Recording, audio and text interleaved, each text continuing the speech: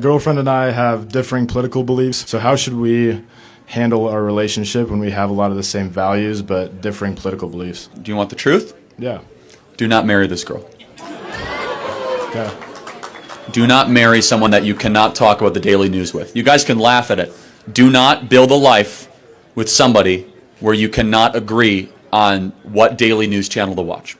I'm going to be honest. As someone who is married, when you have to instill values in a child, you cannot have the first elemental issue at 7 a.m. when you turn on the radio or a podcast to be disagreement. You got enough of that already in a home. Yeah. You need to have harmony. Build a life with someone where you have agreement on the macro issues.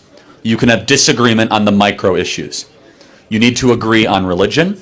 You need to agree on eternity. You need to agree on political matters.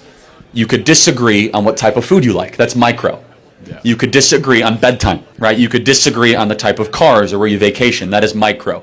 Macro, you must be in alignment. A house divided can't stand. And so that's the point, is that there must be harmony. So I'm a big believer in macro agreement. I'm not trying to like rock your world here. Yeah. Do not try to change your girlfriend or your future fiance or wife politically. It does not work.